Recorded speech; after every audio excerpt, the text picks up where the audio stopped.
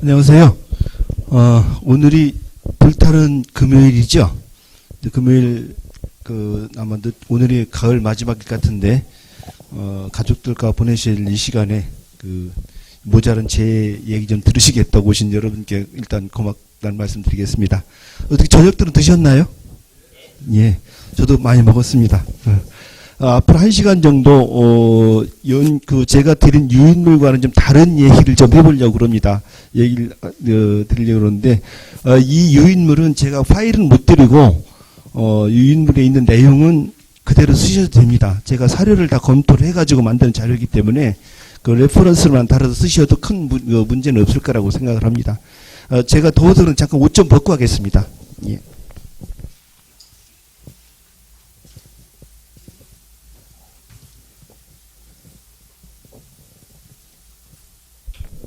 요즘에 역사 교과서 때문에 굉장히 말이 많지요. 말이 많은데 여러분들도 이게 누구 말인 모른지 잘 모르실 겁니다. 이거 솔직히 이거 전문가하고 또 업무를 해본 사람이 이 속내를 아는 거지 실제 피상적으로 지금 다니는 거는 잘 모르실 겁니다. 엊그제 제가 부산 출장을 가 있었는데요. 부산 출장을 가 있었는데 여기 나왔네요. 그 강연 때문에 가 있었는데 그때 서울에서 난리가 났답니다.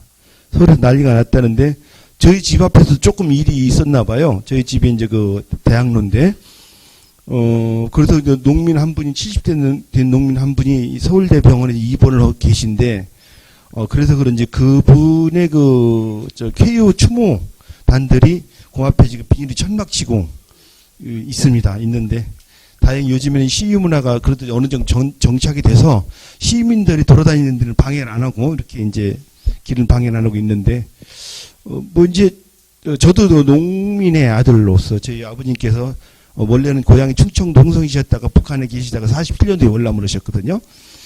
그러다 보니까 이제 농사를 지시고 그래서 이제 농민이라고 그러니까 이렇게 해서 참 좀 이렇게 마음 아픈 일도 있겠구나 이렇게 봤는데 오늘 아침에 갔는데 갑자기 거기에서 국사교과서 국정화에 대한 반대를 또 토론을 하고 계시더라고요. 강연을 하고 계셔가지고 이게 왜 갑작스레 또 KO 집회에서 국정화 얘기가 나오나 이제 그런 아이러니는 또 이렇게 이해 안 되는 그 장면을 좀 봤습니다.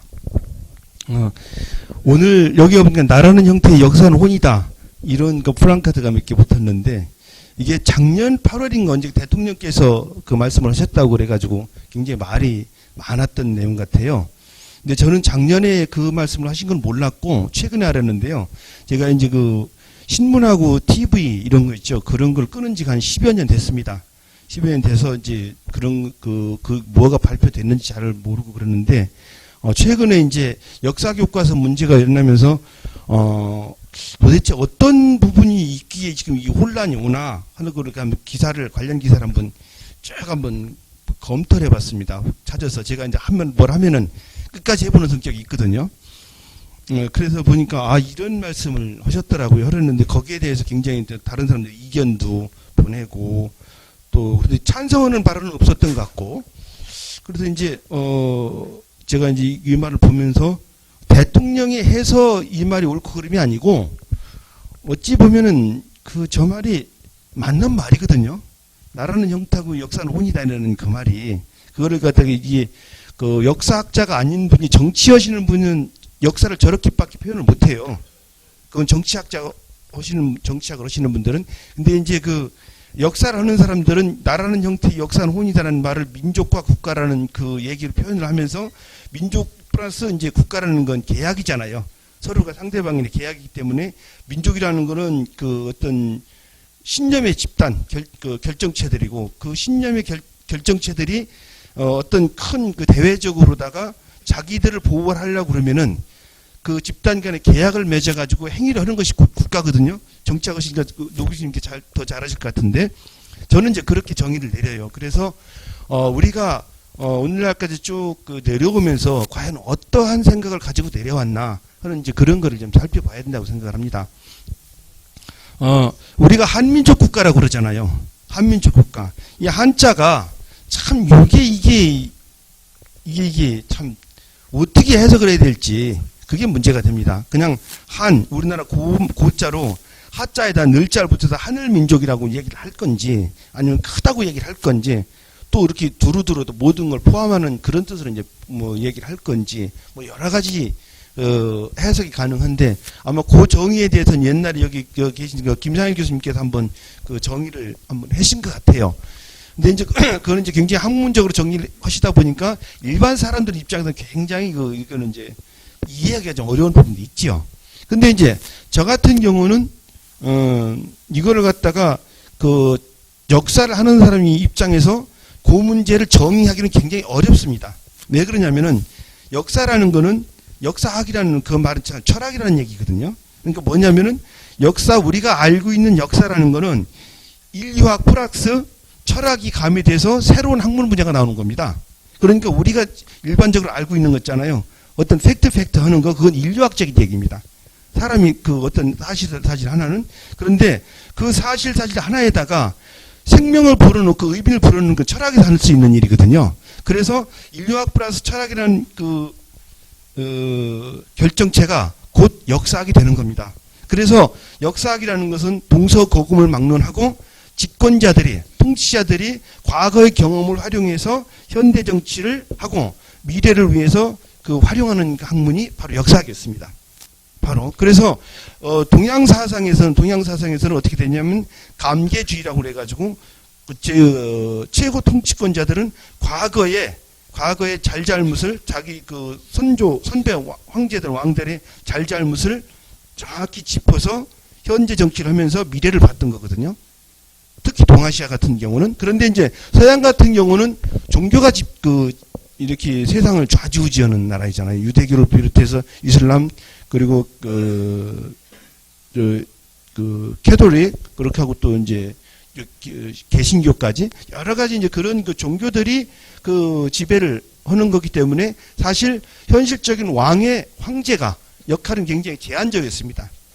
그런데 동아시아는 이제 그런 게 아니었거든요. 동아시아는 그런 게 아니었기 때문에 역사가 현실 정치에 굉장히 큰 작용을 했지요.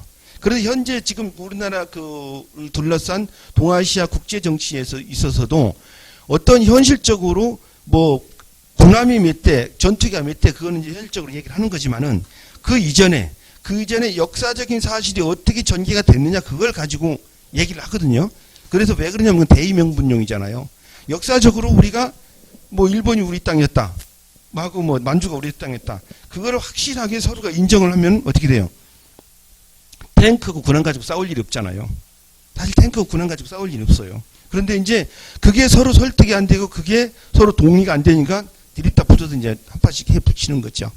이제 그런 그 과정에서 동아시아의 역사라는 거는 동아시아에서 역사학이라는 것은 국제정치의 그 기본이 되는 거고 또 하나는 거기에서 한 발짝 더 나가서 안보의 그 제1번 첩경이 되는 겁니다. 그래서 동아시아에서는 역사 이코로 안보라고 보시면은 큰 문제 없습니다. 저는 그래서 지금도 그 이야기를 하거든요. 저는 분명히 출발은 고고학자입니다. 제가 길림대학교에서 고고학으로 역사 박사를 받았고 물론 그 고고학으로 역사학을 받은 거는 다른 건 아니에요. 고조선을 연구를 하기 위해서 고조선은 우리가 알고 있는 그 사료가 많지 않거든요. 그래가지고 이제 고고학을 해서 인류학적인 구성을 해가지고 이제 사료를 만들어가면서 이제 고전을 공부하려고 저는 고고학을 박사학위를 받은 사람입니다. 그렇기 때문에 이제 얘기는 굉장히 제한적일 수가 있지만은 어쨌든 간에 역사학이라는 범주에서 보면은 역사학은 곧 안보다 이렇게밖에 얘기할 수가 없는 거죠. 우린 수나라가 당나라가 고구려 침략하는 거 다른 거 아니에요. 야 낭랑의 고토를 고구려 니놈들이 먹었잖아. 그러니까 우리 고토 회복을 해야 되면서 고구려를 치는 거고 일본이 한국을 정한론하는 이유가 뭐예요? 그 사람들 저 조선 침략에서 조선 영토 넓히고 그런 거 아니에요. 1910년 우린 경술국치라고 배웠죠. 경술국치. 일본이 강제 점령해서 조인식을 하잖아요. 나름대로. 그렇게 하고 일본 군부가 뭐라고 합니까? 이로써 대한제국과 일본이 합방을 함으로써 상고시대의 질서가 회복됐다고 그럽니다. 그렇게 얘기를 해요. 이런 내용 잘 모르시죠? 이런 내용을 우리나라 학자나 일본 학자들 보다 서양 학자들이 그런 얘기를 합니다. 아니 생각해보세요. 일본 군부가 이래서 상고시대의 질서가 이제 정립이 됐다. 이렇게 얘기를 한 거죠. 그러니까 그들은 대동아 공영권을 얘기를 할 때, 대동아 공영권을 할 때 어떤 근거를 가지고 있냐면은 역사적으로 일본, 우리 대한제국이었죠. 대한제국, 만주는 같은 계통에 이렇게 생각을 한 거예요. 그렇게 생각을 한 거예요. 그러니까 그렇게 그 얘기를 우리로서는 이해가 안 될 얘기를 하는 거죠. 그래서 그들은 뭐라고 그럽니까? 정한론이라고 그러죠. 정한론. 조선을 침략할 것 같으면은 정조론을 했었죠. 1800년대 후반부터 정조론이라고 해야 되는데 1800년 후반부터 그들은 정한론이라고 그럽니다. 근데 그 대한제국 할 때 한자죠. 그러면 그 한이라는 의미는 아까도 얘기했지만은 우리가 그 한자로 써서 그 대한제국 할 때 한자지만은 순수한 우리말로 풀었을 때는 전혀 다른 얘기가 되는 거죠. 그러니까 어떻게 되냐면은 그 하늘민족, 우리가 소위 말하는 천손민족 있잖아요. 천손민족 그 지역을 다 자기네 손아귀에 넣겠다. 이렇게 얘기를 하는 거죠. 그래서 그 정한론 얘기가 그들이 현실화되면서 어떻게 돼요? 중국으로 내려갈 때는 진화를 공격하잖아요. 진화. 달라요. 그들이 생각하는 건 달라요. 자, 그런데 그러면 왜 그들은 그들의 선조 역사, 그러니까 한이죠. 한을 그 역사를 없앴을까? 그게 얘기가 돼야 되는 거죠. 여기 자료의 기본적인 자료는 다 만들어놨습니다. 저는 고려사를 쭉 읽어보면서 고조선을 전공하고 있지만은 고려사를 쭉 읽어보면서 앞으로 21세기 우리 역사가 우리나라가 추구해갈 것은 고려사다라는 얘기를 자주 해요. 고려사다. 왜냐하면은 고려시대만큼 지금 역사 기록상 그렇게 정통성에 대한 자부심을 갖고 그렇게 하고 나라가 발전했고 문화가 발전했고 세계적인 강국이 됐던 때가 없었습니다. 여러분들 일본 놈들이 만드는 고려사를 보시니까 성질이 나가지고 지금 고려가 슬쩍 이상하게 된 나라인데 사료를 검토를 해보면은 사료를 쭉 검토를 해보잖아요. 역사라는 거는 항상 유기적인 구조가 맞아야 되는 거예요. 그 유기적인 구조가 맞지 않으면 역사는 성립이 안 돼요. 그러면은 유기적인 구조로다가 우리 고려사를 봤을 때 전혀 다른 역사가 나옵니다. 전혀 다른 역사가 나와요. 그 전혀 다른 역사가 나오는 그거를 볼 때 저는 가만히 보면은 야, 이게 고려사를 우리가 잘해야 되는 거다. 그리고 여기 노 교수님께 계신데 노 교수님께서 그 북한 문제도 많이 다루셨던 걸 알고 있거든요. 그래서 제가 지난 정권 때였을 겁니다. 저는 정치는 정말 모릅니다. 근데 이 나눌 줄 아는 게 누구 정권 해가지고 그때 뭐 어떻게 하도 이제 그 통일 문제를 관여하시는 분들이 저한테 앞으로 21세기에 남북이 역사를 공동으로 연구할 게 뭐가 있냐 그러길래 고려사를 연구를 해야 된다. 그런 얘기를 했습니다. 왜 그랬냐면은 고조선 연구를 하려고 그러면 고조선 가지고 하기사하면 좋지요. 그런데 고조선은 북한에 대한 분명한 자기들 그 생각이 있잖아요. 고조선은 단군능 해가지고 자기들 생각이 있단 말이에요. 그러니까 그 한국 정부에서는 그건 동의 못 하는 거고, 그럼 조선시대에 따오면 더더욱 서로가 이제 그 동의가 안 되고, 근현대에서 넣으면 어떻게 돼요? 근현대에 넣으면은 동의가 안 되고, 이건 칼 들고 싸우는, 총 들고 싸우는 그런 현상이 오잖아요. 그런데 고려사만큼은 북한에서 동의할 것이다. 그래서, 그들이 이제 그때 남북이 먼저 왕래 잘할 때인데, 그래서 자기들이 북한 실력자한테 보내야 된대요. 그 실력자가 누군지 모르는데, 그래서 고려사 연구의 당위성을 쭉 설명을 해가지고 문서를 하나 작성해 줬어요. 그랬더니 보냈는지 안 보냈는지 모르겠어요. 보냈는지 안 보냈는지 모르는데 저는 분명히 국적이 대한민국이니까 대한민국에서 동의를 받아야 보내는 거예요, 저는. 그렇잖아요. 그래서 대한민국에서 관계자한테 쭉 얘기했더니 그런가 그러면서 그랬으면 좋겠다 그래가지고 북한에 보냈는지 안 보냈는지 모르겠는데 나중에 회신 요기를 북한에서도 굉장히 좋은 반응이 왔다. 좋은 반응이 진짜 했는지 모르겠어요. 진짜 했을 것 같으면은 다른 거 집어치고 그렇게 했을 것 같은데, 하긴 물론 지금 계산 발견하고 있습니다. 근데 왜 그런 그 고려사를 얘기를 하냐면은 우리는 고려사 전료 어디에 고조선 단군에 대한 얘기를 한 줄도 쓰이는 건 없어요. 그러니까 어떻게 됐어요? 수많은 사람들이 고려사는 고조선 단군 이거랑 관련이 없다라고 생각을 했습니다. 그래가지고 우리가 고조선을 연구하는데 굉장히 어려웠던 점이 뭐냐면은 고려사에서 단절이 됐기 때문에 그렇다는 얘기예요. 그 참 희한한 일이잖아요. 실제 제가 고려사 전류를 거의 다 읽어본 사람이거든요. 거의 다 읽었다는 게 말이 이상한데 읽어본 사람입니다. 정확하게 읽어본 사람인데 지금 우리가 알고 있는 고려사에서는 그런 내용이 안 나옵니다. 이게 무슨 일일까? 그런데 또 고려사에 대한 얘기를 한번 반성을 해보거나 아니면 이게 무슨 문제가 있지 않나라고 얘기할 수 있는 근거가 몇 개가 있거든요. 왜 그러냐면은 이규보라든지 권근이라든지 이런 분들 있잖아요. 그런 분들은 고려 후기에 개인적인 문집 기록에서 단군에 대한 고조사라는 얘기를 분명하게 하고 있습니다. 분명하게 하고 있어요. 그때 이규보나 권근 같은 경우, 특히 권근 같은 경우는 국가 관료로서 그 고려말 그 어지러운 그 난국을 헤쳐나가는 데 있어서 중추적인 그 역할을 시작했던 사람이거든요. 그런데 그 사람들이 단군에 대한 얘기를 해요. 뭐라고 했느냐? 단군은 우리 국조다. 그래서 국난을 극복을 할 때 있어서 우리는 단군의 힘을 빌어야 된다는 얘기를 합니다. 그 얘기를 어디 가서 하느냐면 강화도에 있는 참성단에 가서 그 얘기를 해요. 기도를 그 제문을 써갖고 가니까요. 그러면서 이제 제문 내용을 보면은 우리가 몽골 침입을 받아서 이렇게까지 해가지고 그걸 극복할 수 있었던 건 단군 당신의 힘이었고 지금 왜구가 이 고려를 쳐들어와서 이 혼란케 하고 있는데 다시 한 번만 도와달라는 그런 간절한 그 제문을 쓰거든요. 그래서 강화도 참성단 가서 합니다. 실제 여러분들 임진왜란 그 고려 말에 왜구가 들어와서 고려를 그 피폐하게 만들고 침략했던 거는 임진왜란이랑 상대가 안 될 정도로 그렇게 큰 피해가 있었어요. 그런데 우리는 이제 그거를 그때 당시 얘기는 잘 안 하고 그냥 이렇게 넘어가서 그런데 그때 권근은 국가의 공무원 신분으로서 가서 간절히 비는 겁니다. 이규보도 그렇고 또 삼국유사에서도 단군에 대한 고조선 얘기가 많이 나오잖아요. 많이 나오죠. 그런데 정작으로 고려사에는 없어요. 고려사에는. 이게 어떻게 된 일인지 이해가 안 가는 일이잖아요. 제가 이제 고조선을 전공하다 보니까 이 문제, 분명히 이거 문제가 있는 거라고 찾아봤는데, 그거를 찾으려고 그러다가 그런 건 아니었고, 다른 책을 계속 보다가 보니까 승정원 일기에 그 영조대왕이 친아들은 얘기를 하는데 고려사에 대한 얘기가 나옵니다.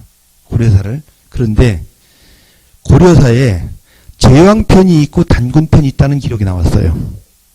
제왕편과 단군편이 있었대요. 우리 고려사에는 그런 얘기 없습니다. 근데 제왕편과 단군편이 고려사가 있었다고 영조 때의 기록이 있거든요.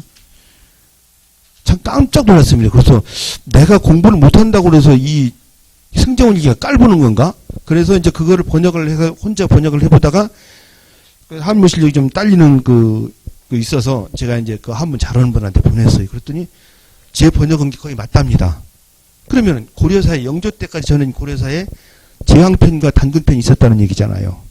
그죠? 그리고 고려사 지금 문제 있는 겁니다. 지금 우리가 보는 고려사가. 그런데 수산 이종이라는 사람이 쓴 동사라는 책이 있습니다. 동사라는 책이 있는데 그 동사라는 책에 보니까 뭐라고 그러냐면은 삼국사기를 쓴 사람이 김부식이잖아요. 그러냐면 김공이 삼국사기에다가 단군에 대한 얘기를 굉장히 많이 해놨는데 조선시대의 유학자들이 여기 들어서 절대 신뢰를 안 하면서 그 내용이 없어져 버렸다. 뭐 이런 식으로 써놨어요. 근데 동사를 번역한 역자는 뭐라고 썼냐면은 이종이라는 사람이 그 삼국사기하고 삼국유사를 혼동을 해서 그런 기록을 남긴 것 같다. 이렇게 써놨어요. 수산 이종이 당대의 천재입니다. 당대의 천재가 삼국유사하고 삼국사기를 구별을 못할 것 같아요. 분명히 이종을 알고 썼습니다. 그러면 김부식은 자기가 쓴 삼국사기에다가 단군에 대해 써놨는데 이게 어디로 도망가 버린 거예요. 자, 뿐만 아니라 승정원 일기 이런 게 쭉 보면은 조선시대 때도 단군에 대한 얘기를 굉장히 많이 해요. 그런데 묘하게 청자가 있습니다. 조선 전기 있죠. 조선 전기 때는 단군이 국조로서 인정을 해요. 변계량 상소문 같은 거 보면은 아니 단군은 하늘에 내려왔고 중국은 하늘에서 내려온 사람이 선택을 했기 때문에 우리랑 중국이랑 비교가 안 되는 민족들인데 왜 자꾸 이상하게 얘기를 하느냐 그런 얘기를 해요. 그러니까 변계량이 그 얘기가 그 중국 사람 입장에서 볼 때는 그 웃기는 얘기잖아요. 그 고려 사람들이죠. 변계량 때 그 조선 사람들. 그들은 하늘에 내려온 사람들이고 중국 사람들은 하늘에서 내려온 사람이 선택한 사람이니까 어떻게 돼요? 격이 다르잖아요. 조선 사람들 격이 훨씬 높은 거예요. 그러니까 천재를 우리가 지내야 되는데 왜 유학자들은 그 천재를 못 지내게 하느냐 이 얘기를 하고 있는 거거든요. 그래서 어느 시점에서 우리가 천재를 안 지내잖아요. 천재를 안 지내요. 천재를 안 지내다가 헌종 때인가 또 그 문제가 또 일어나요. 또 일어나면서 천재를 어떻게 할 것이냐 그러면서 막 얘기를 하다가 옛날에 변계량이 이런 그 글이 있는 거로 봐서 우리는 중국이랑 좀 다른 것 같습니다. 뭐 이렇게 아니 다르다고 않고 뭐 그런 그 글이 있습니다 그러니까 헌종이 현종인가 제가 헷갈리는데요. 그 사람 뭐라 그러냐면 그러면 분명히 해봐. 우리가 하늘에 내려왔다는 거야? 아니야. 그러니까 신하가 임금이 말하는 걸 얼른 알아들어야지. 그러니까 임금이 말하는 거는 우리는 하늘에 내려온 사람이잖아. 그 뜻이잖아요. 그러니까 예 맞습니다. 이렇게 된 거죠. 근데 왜 제사 못 지내? 거기서 또 이제 꿀먹은 벙어리처럼 이렇게 있는 거고. 그러다가 이게 문제가 우리들은 민족 뭐 이런 그 감정이 별로 없었어요. 근데 1918년이죠. 1918년 여러분들 관계가 되시는지도 모르겠는데 무호독립선언서라고 있습니다. 1918년 2월 달인가가 쓰는 그 무호독립선언서가 있는데 그 무호독립선언서에 쭉 보면은 언제 기회 되면 읽어보세요. 거기 무호독립선언서 보면 이거 진짜 일본이랑 전쟁하는 선전포고를 해요. 그러면서 중간에 앞에 쫙 이제 붙이서 일본 놈 나쁜 놈 개새끼 막 쓰고 있다가 우리가 이제 우린 니들 이긴다. 이기는 원인 첫째 단군 대왕조께서 우리를 도와준다. 그 얘기를 합니다. 거기서. 거기에 그 얘기가 나온단 말이에요. 단군 대왕조께서 도와준다. 이 얘기를 해버려요. 그러면서 그 무호독립선언서에 서명했던 분들이 만드는 게 뭐예요? 그분들이 그 만드는 것이 1919년 4월 13일 날 반포된 상해 임시정부입니다. 여러분들 3.1운동 하셨던 분들이 가서 임정 세운 거로 알고 계시죠? 3.1운동 했던 분들 상해 임시정부에 몇 분이나 들어갔나 보세요. 무호독립선언서에 서명하셨던 그분들이 상해 임정에 다 들어가신 거예요. 거기에 보면은 말도 많고 탈도 많은 이승만 대통령, 석주 이상용, 박은식 그렇게 하고 아까 육사에 계셨다고 그러는데 육사의 출중한 생도 이종찬 씨 할아버지 다 그쪽에 무호독립선언에 서명하시던 분들이에요. 그분들이 나중에 변절을 했는 분들 몇 분이나 계신지 모르겠지만은 제가 알기로는 거의 없습니다. 제가 알기로는 거의 없어요. 보세요. 그 명단 다 나왔으니까. 그분들이 1919년 4월 13일 날 상해 임정을 반포하신 거예요. 저는, 누군가뿐만 아니라 이 문제는 바로 잡아야 된다고 생각합니다. 3.1운동도 분명히 관련이 있지만은, 그때 면면을 보면 어떻게 돼요? 무호독립선언서 하신 분들이에요. 근데 그 무호독립선언서가 나오는 배경이 뭐냐면은, 그게 1897년 대한제국 이렇게 반포잖아요. 반조문이라는 국가의 경축사가 한번 나오는데 그때 고종 황제가 아관 표천을 했다가 러시아 대사관에 갔다가 이제 다시 이제 궁으로 돌아오잖아요. 삐쭈미 들어오는데 별로 좀 행표기도 하고 부끄럽기도 그러니까 이제 세상 바꾸는 그런 행동을 하는데 그때 이제 조선이라는 나라를 국호를 버리고 대한제국이라는 나라를 쓰잖아요. 국호를 쓰면서 뭐라고 그러냐면은 단군 기자 이래로 사만은 쭉 해서 나옵니다. 단군을 딱 앞으로 끌고 나서 사만을 얘기를 합니다. 폄하를 얘기를 하면서 어떻게 돼요? 우리는 이제 황제국으로 다시 돌아간다. 그런 얘기를 합니다. 그런 얘기를 하는데 여기서 그때 좀 아쉬운 게 여러분들 아까 좀 전에 애국가 제창하셨잖아요. 거기 무궁화 삼천리로 돼 있죠. 근데 반조문을 반포할 때는 나라 영토가 사천리였습니다. 사천리였다가 천리가 어디로 갔나 없어졌어요.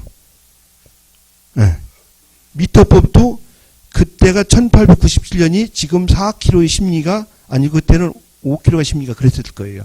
그런데 이 사천리의 어떤 나라 영토가 어느 날 갑자기 무궁화 사천리를 가야 되는데 삼천리로 없어졌어요. 이거 누군가가 찾아야 됩니다. 이거 천리 없애는 사람. 정말 찾아야 돼, 이거. 자, 그런데 그렇게 오면서 그것이 이제 1910년까지 대한제국이 이어졌고 그렇게 하고 어떻게 돼요? 그 한 10년 정도 공백이 있다가 그 이제 1919년에 그 상해 임정이 대한민국으로 가는 거잖아요. 제국에서 민국으로 바뀌는 거죠. 그래서 지금까지 대한민국이라는 국호를 우리는 쓰고 있는 겁니다. 쓰고 있는 거예요. 그러면은 고려시대 때도 분명히 그렇게 남아있었던 고조선 또 조선시대 때도 뜨문뜨문 이어지는 고조선이 왜 없어졌을까? 저는 없어진 원인 뭐 나라가 없어졌고 역사가 없어져서 없어진 건 아니에요. 분명히. 그런데 우리들의 생각 속에서 흐려졌던 거죠. 민족이라는 것은 분명하게 어떠한 그 사고의 집합체입니다. 저는 그 어려서 저희 바로 위에 교회가 있었거든요.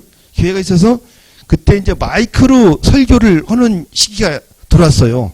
그래서 교회마다 막 마이크를 놓고 시골 교회도 이제 설교를 할 때인데 초등학교 때부터 위에 교회가 있었는데 중학교 목사님 설교 오는 거 얼마나 제가 듣고 자랐겠어요. 거기에 보면은 나중에 저도 이제 아는 건데 거기에 보면은 그 유대인들이 어떻게 형성된 날을 쭉 나와요.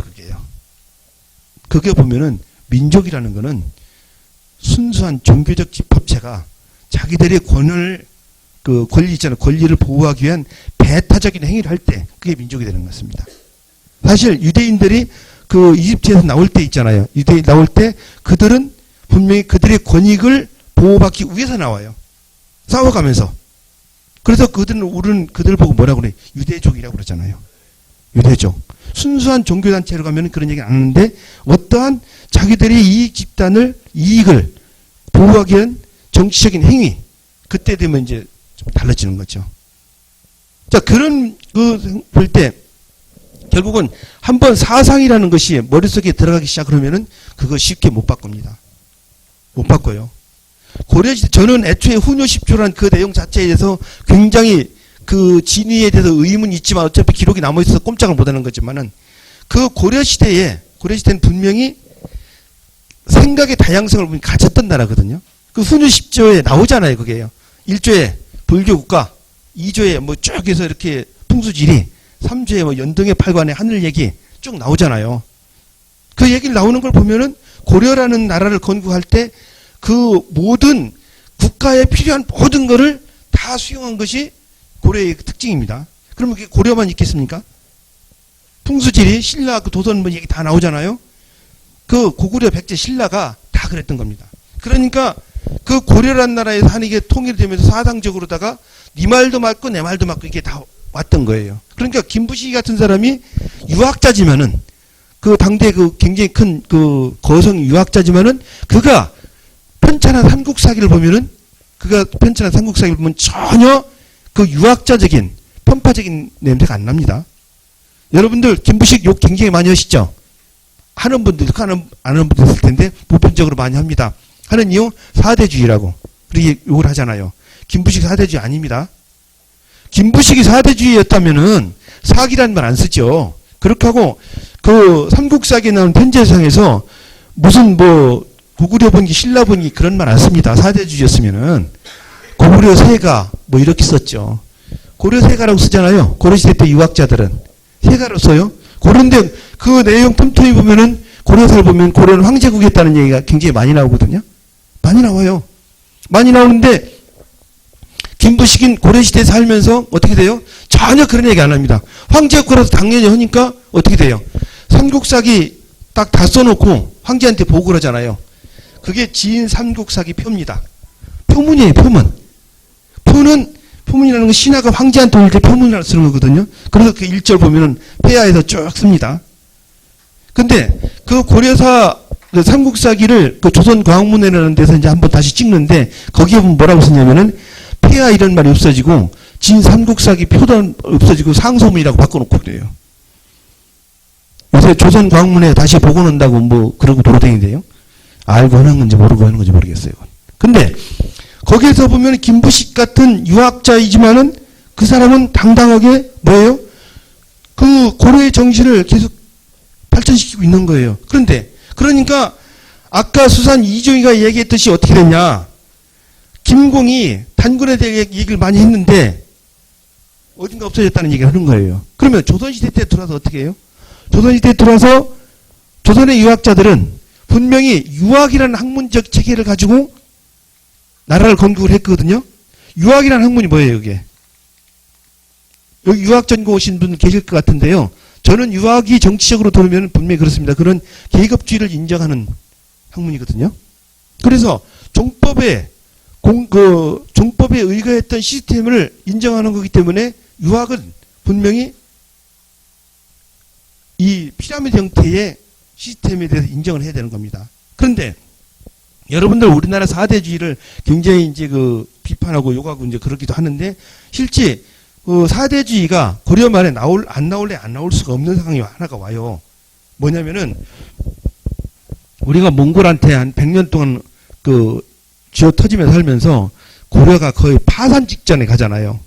파산 직전에 가는데 그 파산 직전 가는 가장 큰 원인 중에 하나가 그건 인류학적인 그렇게 들여다보면 아는데 여자들이 공료로 많이 끌려가고 또 그 잘 사는 연경 대도로 또 많이 간 것 같아요. 그러다 보니까 고려 땅에 여자들이 없잖아요.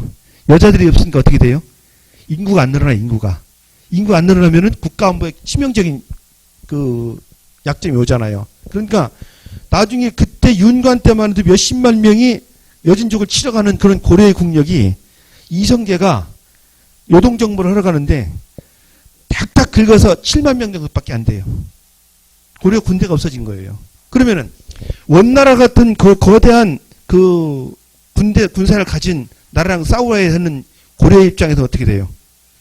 명나라의 군사력을 안 쓸 수가 없는 거예요. 그러니까 어떻게 돼요? 정봉주를 보냅니다. 공민왕이 가서 가만히 야 우리 몽골이랑 한판하고 그러는데 너도 해야 되잖아. 해야 되지. 그러니까 그때는 남경에 있던 명태조를 그걸 잘 몰라요. 그러니까 우리가 너희들한테 잘할게. 그러니까 너희들도 우리랑 힘을 합쳐서 몽골 치자. 그 협정을 하는 겁니다.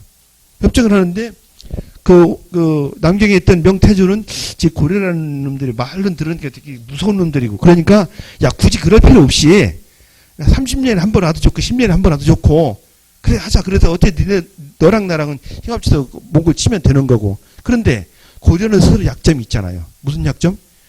들어가 봐야 군대도 없고 아무것도 없다는 거. 그러니까 어떻게 돼요? 명나라를 어떻게든지 끌어들이려고 우리가 조금 선물도 줄게. 그러니까 명나라가 나중에 뭐 그렇게 하자. 이래 돼서 어쩔 수 없이 명나라 군사력을 그 고려가 활용하기 위해서 사대주의가 나오는 겁니다. 참 눈물겨운 일이죠. 그거 고려사하고 명사 이렇게 들이다 보면 다 나와요. 그거 다 나와요. 근데 그렇게 해서 공민왕이나 이런 사람들은 명나라 군대를 끌어들여서 어찌하였든 간에 이제 고려를 다시 이제 부흥시키는데 여기서 명나라에 가서 공부한 사람들이 이게 문제인 거예요. 그래서 유학을 공부하고 그렇게 하다 보니까 이 사람들은 그 나라의 종법 제도를 갖고 들어와서 명나라를 우리가 섬겨야 되는 입장으로. 그러니까 공민왕 같은 경우는 활용을 하는 입장이었고 유학자들은 섬겨야 되는 입장으로 바뀌어버린 거예요. 그러다 보니까 어떻게 돼요? 그들은 그들의 방식대로다가 모든 거를 그 학문을 해와가지고 들어오니까 그들이 조선을 건국을 하니까 어떻게 돼요? 그들의 학문 방식으로 하는 거잖아요. 우리나라 지금 여기 뭐 그런 분 계실지 안 계실지 모르겠지만은 1950년대 60년대 그 어려운 시기에 서양 가서 유학하고 와서 서양 제도 도입한 분들 굉장히 많이 있습니다. 그러면서 그것이 이제 한편으로 국가의 발전에 굉장히 큰 힘이 됐고 또 한편으로는 거기에서 그들이 항상 좋다. 그들이 따라야 된다고 그래가지고 말하는 21세기형 4대주의자들도 있습니다. 똑같은 현상이 된 거죠. 똑같은 현상이 된 겁니다. 그렇다 보니까 조선은 그 명나라에서 공부한 학자들 그리고 유학을 배운 사람들에 의해서 건국됐기 때문에 어떻게 돼요? 조선이 근본이었던 단군이 인정이 되면 안 되는 거였습니다. 그래서 어떻게 돼요? 단군이 있기는 있으나 그것을 우리가 깍듯이 모셔야 될 그런 당위성이 없었던 거죠. 근데 조선 초기까지만 해도 단군은 건재했습니다. 특히 태종, 세종 이 두 사람들이 있어서 태종, 세종, 세조 이런 사람들이 있어가지고 제도나 이런 것도 우리가 어쩔 수 없이 명나라 거를 활용한다 하지만은 우리 근본을 못 잃는다는 취지에서 어떻게 돼요? 그 분명히 인정을 다 하고 삽니다. 근데 성종 때부터 들어서 조선이 완전히 유학의 나라로 바뀌어버리잖아요. 유학의 나라로 변신하니까 그 유학적인 모든 사고방식에 어긋나는 거는 다 제거가 되는 거죠. 여러분들 성종 때 그 조이제문이라는 사건 아시죠? 그래가지고 그때 사화가 일어났죠. 사화가 일어났는데 성종이라는 사람이 세종의 세조의 손자입니다. 손자예요. 손자인데 그 손자를 앞에 두고 유학자들이 당신의 아버지, 할아버지 세조가 나쁜 놈이라고 글을 올리는 세상이 됐어요. 그러니까 아무 생각 없는 물려 터진 성종 이게 뭔 얘기인지도 모르고 그냥 넘어가는 거죠. 우리는 성종이 굉장히 훌륭한 임금을 배웠죠. 헌금은 뭘 훌륭해? 지 아버지 거 다 할아버지 거 다 갉아먹은 사람이죠. 그러니까 신하들이 그렇게 오는데도 불구하고 성종은 그런가 보다 그래가지고 나중에 이제 그게 한 번에 이제 척신들끼리 신하들끼리 한번 붙어가지고 어떻게 돼요? 유학자들이 한 번 또 쓸려 나가잖아요. 조이제문 쓰고 얻었던 사람들이. 따지고 보면 그 집권하는 입장에서 보면 당연히 그 사람들은 반역죄죠. 반역죄인 거 죽어야 되는 겁니다. 그래서 계속해서 이제 그런 현상으로 가는데 중종 때 이쯤 들어서는 중종 때 선조 이쯤 들어서는 조선은 완전히 유학자의 나라가 돼요. 여러분들 사막사 아시죠? 사막사 우리나라에서 얼마나 높이 평가합니까? 그죠? 사막사 비도 세우고. 근데 사막사가 보낸 상소문 이런 건 안 읽어보셨죠? 안 읽어보셨죠? 그거 읽어보니 피 거꾸로 섰죠. 누구라고는 안 하겠습니다. 이런 상소문이 있습니다. 신이 태어나면서 오직 대명 천자가 있다는 말만 들었다고 그런 얘기를 합니다. 자, 여기 거기 인조 뭐 이런 사람들 있죠? 대명 천자를 섬기게 되는 그런 상황에서 인조라는 거는 왕도 아닌 거예요, 이거는. 끌려가서 칼에 목이 들어왔는데도 지 임금 섬기는 게 아니라 이미 없어진 명나라 황제를 섬기고 있는 조선의 유학자들입니다. 그거 사실 저도 모를 뻔 했는데, 남한산성 정도 600주년, 남한산 옥제 그래서 600주년 기념 국제학술회의가 한 번 있었어요. 근데 중국 학자들을 초청을 했는데 중국 학자들이 논문을 쓰는데 그 논문을 저한테 번역을 하라고 그래가지고 그 사람들 논문을 봤더니 그런 기록이 다 나와요. 아니 그런 나라에서 아니 지 임금이 저한테 빚을 주고 세금 월급 주는 제 임금이 뒤지거나 말거나 상관없이 오직 지금 명나라 황제만 위한다고 이 명나라 황제 다 죽었는데 그러다 보니까 어떻게 돼요? 없어지는 거예요. 그게 영조 때까지, 영조가 즉위하기 전까지 아직 굉장히 강해지죠. 굉장히 강해져서 그때쯤 되면은 조선이라는 나라는 완전히 중국화가 되는, 이게 말이 좀 달라서 그렇지, 그랬나 모르고 거의 중국화가 되는 그런 얘기가 냄새가 굉장히 보여요. 신하들 입장에서. 그런데 왕들은 다릅니다. 왕들은. 우리가 단군이라는 기록이 그나마 지금 남아있던 것은 조선왕조 실록에서 굉장히 남아있는 거거든요. 여러분들 실록 있죠? 실록은 왕에 대한 얘기를 하는 겁니다. 왕에 대한 얘기. 그렇게 하고 승정원 일기는 어떻게 돼요? 그거는 이제 신하들 얘기가 되고 그렇게 하거든요. 그러다 보니까 왕의 입에서 왕한테 보고하는 내용을 보면은 거기에 조선왕조실록에 찾아보니까 단군이 국조고 단군으로서 우린 뭐 그 단군을 그 인정하고 얘기해야 되는 내용이 한 300번이 나와요. 또 왕은 나는 계속 왕인데 신하들이 네가 무슨 왕이야 막 이러고 있는 거예요. 그러니까 글쟁이들은 글 쓰는 거는 신하들이 쓰지 왕은 안 쓰거든요. 여기 혹시 청와대 근무해 보신 분들이 계신지 모르겠는데 대통령이 얘기한다고 나와서 대통령 지시사항 다 씁니까? 슬쩍 바꾸는 사람도 있죠. 근데 조선시대 때 신하들은 그 유학적인 사고에서 벗어나는, 예를 들면 왕한테도 그냥 너 사상적으로 문제가 있어. 그래가지고 넌 친단군이야. 이거 치는 거죠. 우린 친기자고. 그래서 그 유학자들이 기자를 어마어마하게 만들어냅니다. 중국에도 기자가 그렇게 훌륭하게 안 돼 있어요. 기자를 갖다 가장 훌륭하게 만드는 것이 조선 사람들입니다. 특히 이율곡 선생께서 기자를 얼마나 잘 만들어 오셨는지, 그때 우리나라가 극도로 그 유학이 극성할 때였으니까요. 그래서 뭐 윤두수, 기억이 잘 윤두수 겁니다. 윤두수, 율곡 뭐 이런 분들이 그때에서 기자의 나라를 만들어 버리는 거예요. 기자의 나라를 만들면서 우리는 없어진 거죠. 그런데 영조가 들어서부터 세상이 좀 달라지는 겁니다. 영조 아버지가 누구죠? 숙종이죠. 숙종 성질 더러웠거든요. 숙종의 성질이 얼마나 더러웠냐면은 자기 말 안 들으면 신하들 갖다 다 죽여요. 무슨 한국 죄다 털어내요. 털어내고 나서 그때 사색당파 해가지고 하는 그 조선시대 때의 유학자들을 거의 다 쓸어냅니다. 숙종 때. 그때 당시에 송시열 있죠. 우암 송시열 같은 거목을 갖다가 사형미로 죽여 보내버려요. 그때 우암 송시열 보낼 정도 그 깡다구는 보통 깡다구 아니거든요.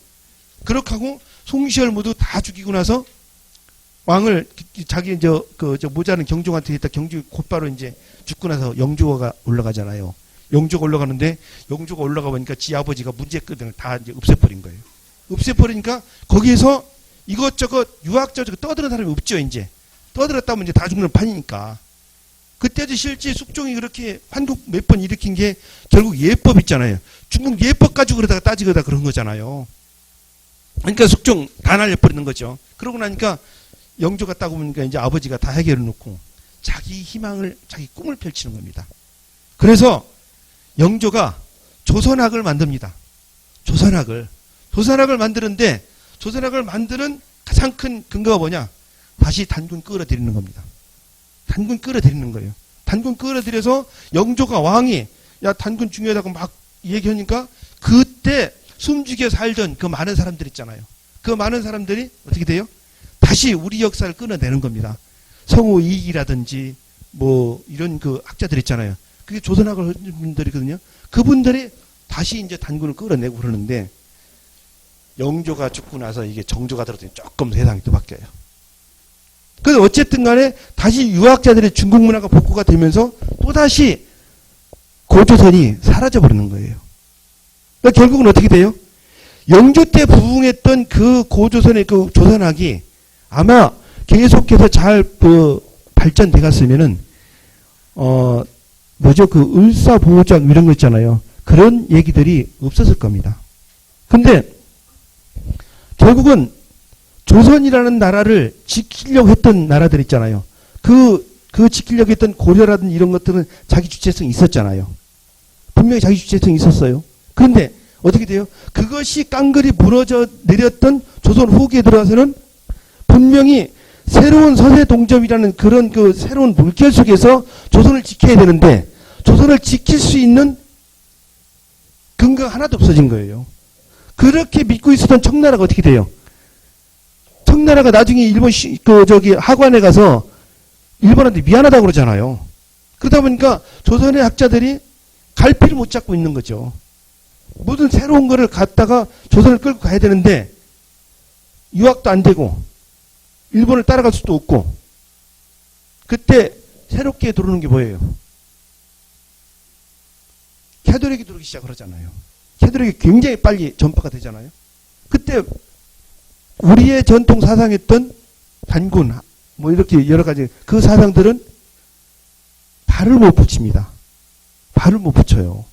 그때 발 붙였다가 그 나중에 처절하게 다 이렇게 그 깨지고 정리가 되는 게 뭐예요? 동학 아니에요. 동학 보면 그 이렇게 내용이 나옵니다. 그 내용이 없는 게 아니에요. 선인부터 쭉 얘기를 하는 그런 같은 걸 볼 때 바로 그때라도 이 고조선이라는 그 얘기가 우리가 인정이 됐더라면은 그렇게 심한 국치는 당하지 않았을 겁니다. 그러면 왜 고조선이 중요하냐? 그 얘기를 해봐야 되는 겁니다. 우리가 어떤 나라를 세우든 그걸 끌고 가든 뭔가 그 조직이 하나 움직여서 계속해서 내려가려고 그러면은 분명한 근거가 있어야 됩니다. 일본이 군국주의에서 천황만 믿으면은 니네들 모두 다 행복하다. 그러니까 어떻게 돼요? 천황 군국주의가 됐잖아요. 사실 일본은 천황 군국주의 해가지고 일정 부분 성공을 했고요. 천황 믿으니까 어떻게 돼요? 그 밑에서 본주 밑에서 그 핍박받던 일반 백성들이 소고기 먹게 됐잖아요. 일본은 옛날에 소고기도 못 먹거든. 일반 그 평민들은 맨날 그 초밥에다가 그런 거 먹다가 소고기도 먹고 어떻게 됐단 말이에요. 그러니까 이제 어느 정도 성공을 거둬온 건데 그러면은 우리가 쭉 내려올 수 있었던 지금까지 내려올 수 있었던 게 뭐냐 하는 거죠. 저는 이제 뭐 시간이 없으니까 얘기를 하는데 저는 그 고조선 건국 정신이었던 홍익인간이라고 봅니다. 홍익인간이라고 봐요. 이게 홍익인간이라는 그 얘기가 아마 철학적으로 우리가 정리가 잘 돼가지고 정치 이념화 됐다라고 그러면은 그 얘기를 가지고 조선도 계속해서 유지가 됐을 거예요. 근데 그게 묘하게 안 돼 있는 상태죠. 그 안 돼 있으니까 홍익인간이라는 그 얘기 하나만 가지고 세상을 설명하기가 굉장히 어려웠죠. 굉장히 어려웠어요. 물론 홍익인간이라는 그 얘기가 더불어 모든 사람 다 잘 살자. 참 그거 한마디 말로 하는 건 간단한데 이걸 갖다 학문적으로 풀으려고 그러면은 굉장히 어려움이 있단 말이에요. 그 어려움이라는 건 물론 이제 그 역사적인 사실은 분명히 역사에서 해결을 해줘야 되는데 역사적인 근거로다가 그때 그럼 우리가 5,000년 전에 4,000년 전에 홍익인간 했던 근거가 뭐요? 이 얘기를 할 때 이걸 찾아줘야 되는 거예요. 이걸 못 찾았던 거죠. 이거를 저는 고조선 공부해 가면서 어제 이제 제가 요서 지역 아까 이제 우리 노태우 교수님께서 저 요동 지역이라고 그러는데 사실 요서 고조선론자거든요. 제가요. 제 스승님이랑 거기에 보면은 고조선이 건국됐다고는 4,000년 전 있죠. 그 유적들을 많이 가보는데 죄다 하늘에다 제사 지내요. 예지간 유적마다 가면은 죄다 하늘에다 제사 지내는 유적들이 다 있어요. 지금도 그 제사 지내는 흔적들이 보이거든요. 우리 퇴매라는 말 쓰지요. 퇴매라는 것이 퇴매성이라고 우리가 보면은 산 정상을 이렇게 그 돌로 둘러가지고 깎아가지고 평평하게 쓰는 그런 것들이 퇴매거든요. 그 퇴매가 그 요서 지역 가면은 제가 하여튼 그 수치로 본 거는 적어도 1,000단위가 넘고 제가 본 것만 해도 몇십 개가 됩니다. 중국은 자기들이 직접 일반 사람들이 하늘에 제사를 못 지내잖아요. 그래가지고 제사 지내는 대리자가 천자잖아요.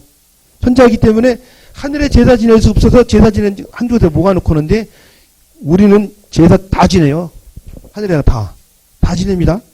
다 지내는데 묘하게도 하늘의 옛날 우리 동아시아 사고방식에서는 하늘의 제사를 다 지내는 사람들은 자기 독립권을 가지고 있다고 생각을 했는데 우리 민족들은 제사 지내는 건 제사 지내는 거고 어려울 땐 힘이 합해지는 묘한 게 있잖아요. 그죠? 아마 결혼식 때 무슨 가정적으로 뭐 한갑이다 돌 때 뭐 이런 거면서 그때 멀리서 친척들이 돈 몇 푼 넣어갖고 옛날 어려울 때도 돈 몇 푼 넣어갖고 부주라 그러면서 이틀 전 뭐 3일 전에 와가지고 결혼식 뭐 4촌 6촌 가는 결혼식 집에 가는 건 우리 민족밖에 없을 겁니다. 우리 민족밖에 없을 거예요. 제가 이제 기억이 나요. 제가 이제 음력 10월 16일이 제 아버님 생신이거든요. 그때 이제 아주 어렸을 때인데 통신도 안 되고 뭐 그럴 때인데 아버님 제 대학 3학년 때 돌아가셨어요. 8월 22일 날 돌아가셨습니다. 음력. 근데 그때 연락을 못 받았던, 아버님 돌아가셨던 부고를 못 받았던 저희 집안 그 조카분들이 10월 16일 날은 그 자기 할아버지, 그 집안 할아버지 생신이니까 10월 15일 날 온 거예요. 저녁에. 할아버지 생신인 줄 알고 오는 거예요. 경상도 어디서 오셨더라고. 그런데 참, 아니, 어떻게 부고가 안 가서 오긴 왔는데. 그게 우리나라 사람들이거든요. 서양 사람 이거 진짜 찾아보기 힘들죠. 근데 집에 돌아가서는 각자 다 혼자 하늘에서 치성 드리고 장도 걸고 치성 다 해요. 그런데 어떠한 문제가 생겼을 때는 똘똘똘 뭉치는 거죠. 이런 얘기가 비유가 될는지 모르겠습니다. 제가 전에 무슨 회사들 이태원 같은 데를 자주 갔는데, 이태원 가면 좀 거기 좀 묘한 감정이 있는데요. 어떤 분이 저한테 그런 얘기를 해줬어요. 이태원 앞에 포장마차 집 있죠. 길거리 포장마차가 있는데, 그 포장마차 주인이 미군한테 삭쥐어 터지고 있었어요. 그런데 그 포장마차 그 맞은편에 신발가게, 옷가게 하는 그 한국 사람들 가게가 있잖아요. 그 가게 주인들이 와서 이제 무대포로다가 이제 그 미군을 두둑게 패는 거예요. 그래서 이제 갑자기 미군은 얘랑 상대가 됐는데 다 신발가게 주인, 옷가게 주인이 와갖고 자기를 패는 거예요. 아니, 얘들이 왜 날 때려? 이해가 안 되는 거잖아요. 그러고 나서 다 이제 미군 하나 쥐어 패놓고 깔아지고 있으니까 이제 그 옷가게 주인이랑 신발가게 주인이 그 포장마차 주인 보고, 야, 너 왜 맞았어? 그러니까 쭉 얘기를 하니까, 네가 맞을 짓 했네, 인마, 이거. 그렇게 해놓고, 그래도 미국 사람이니까 모른 척 가는 거예요. 근데 그 미군이 볼 때 더 정말 승질 나는 게, 자기가 평소에 이 포장마차 주인이랑 신발가게 주인이랑 관계를 아는데, 둘이가 원수였거든요. 원수였는데 나한테 맞으니까 원수가 와서 자기를 팬 거예요. 이게 미군은 더 억울하고 분한 거죠. 근데 역으로 따지면 그게 한국 사람이거든요. 그게 한국 사람이에요. 그게. 그래서 어떠한 무슨 일이 생기더라도 나몰라라 하고 있다가 큰 일이 생기면은 와장창 모여가지고 어떻게 돼요? 또 일을 해결을 해요. 그러고 해결됐잖아? 그리고 자기 이제 본업으로 돌아가는 거죠. 그러니까 그게 뭐냐면은 우리는 서로 더불어 잘 사는 그 흔적들이 마음속으로 남아있는 거죠. 근데 중국 사람들 같은 게 어때요? 절대 없습니다, 그건. 서로 더불어 잘 살아? 천만에요. 사천성 지진 났을 때 중국 배우들 있잖아요. 성룡 이런 사람들 거기서 모금운동을 다 했다고 그러잖아요. 그 사람들 개런티 받고 있습니다. 우리나라 같으면 연예인들 우리나라 난리 나는데 개런티 받고 모금운동해요? 그냥 둬요. 큰일 나지? 근데 중국 사람, 일본 사람도 그런 거 없습니다. 우리는 분명히 어려웠을 때 서로 끌고 갈 수 있는 그런 게 있는 거죠. 그러니까 조선시대 때도 유학이 확실하게 자리 잡고 있었을 때 과연 우리 정신이 이어졌겠냐는 거죠. 제가 볼 때는 안 이어졌을 겁니다. 안 이어졌을 거예요. 모든 제도를 보면 이어질 수가 없는 거거든요. 그런데 그들이 벼슬아치나 그런 사람들이 뭐예요? 그 천대하고 멸시했던 우리 일반 백성들은 그 얘기를, 그 전통을 계속 가지고 있었던 거죠. 그렇기 때문에 우리는 계속 존재하는 거고. 자, 시간이 다 돼서 정리하겠습니다. 어제 저녁에 무슨 그 얘기는 라고는 안 하겠습니다. 교과서 문제인데 뉴스를 이렇게 저녁에 보니까 한 1시쯤 됐나요? 1시쯤 됐는데 뉴스를 검색을 해보니까 어느 이렇게 단체에서 국정교과서 철회하라고 그런 그 회의를 했다고 발표가 났어요. 그래서 한 새벽 한 3시까지 잠을 못 들고, 야, 이 일이 현실화되면 안 되는데 그런 생각을 했습니다. 왜냐하면은 어떤 국가적인 일에 대해서 자기들 그 이권 있죠. 자기들 사고와 맞지 않다라고 해서 그게 거부가 되면은 그건 보통 큰일이 아닌 거거든요. 보통 큰일이 아닙니다. 그래서 야, 이게 잘못하다가 이게 진짜 현실화되면은 우리가 그 생각지도 않은 경랑이 한번 또 벌어질 수가 있겠구나. 그런데 오늘 아침에 이제 일어나서 봤더니 그런 뉴스들이 싹 사라졌더라고요. 다행이다라고 생각을 했습니다. 다행이다 생각을 했는데 21세기는 분명히 사람의 근본주의가 끌고 가는 세기가 될 겁니다. 분명히 종교가 지배하는 세계는 많이 벗어나거든요. 더더군다나 줄기세포 등등 이런 그 새로운 과학들이 나오죠.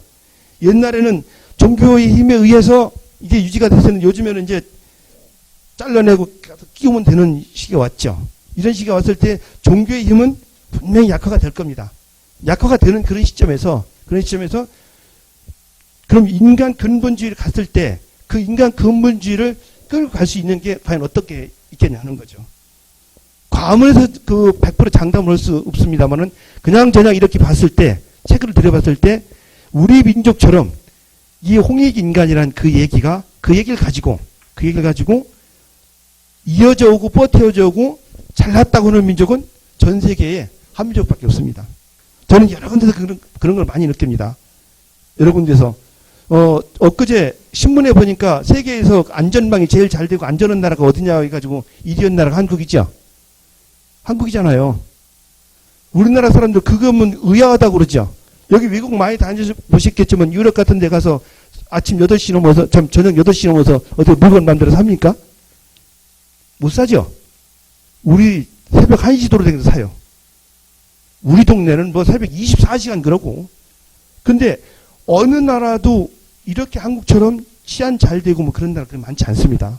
우리는 그걸 모르니까 한국 나쁜 나라 이래서 뭐 그런 얘기를 하는 건데 과연 그렇게 할 수 있고 그렇게 문 잘 안 잠궈도 도둑놈이 많이 들어와서 훔쳐가고 그런 게 이렇게 적은 나라는 한국밖에 없을 겁니다. 앞으로 우리 역사에서 그런 걸 찾아가지고 하나하나 규명해가서 그걸 발전시킨다 그러면은 종교가 약화되는 그 시점에서 인본주의로 돌아가는 그 시점, 그러니까 21세기 후마니티는 이제 한국에서 일어나는 겁니다. 14세기, 15세기 후마니티는 르네상스는 유럽에서 일어났잖아요. 이제 21세기의 근본적인 인간 중심은 이제 한국에서 일어날 수 있는 토양이 되는 거죠. 저는 그렇게 봅니다. 우리 역사학자들이 해야 될 일은 이제 바로 그런 걸 해가지고 하나하나를 세상을 긍정적으로 갈 수 있도록 학문적으로 연구를 하는 것이 사명이라고 봅니다. 자, 시간이 다 돼서 제가 8시, 원래는 7시 한 40분인가까지 해달라고 그랬는데 한 20분 정도 남겼습니다. 이렇게 두서없는 제 말씀 들어주셔서 고맙고요. 혹시 다음 기회가 있으면은, 역사적으로 이제 어떻게 이걸 우리 규명할 건지 이 문제에 대해서는 다음 기회에 한번 그 기회를 잡아가지고 또 말씀을 드리도록 하겠습니다. 고맙습니다.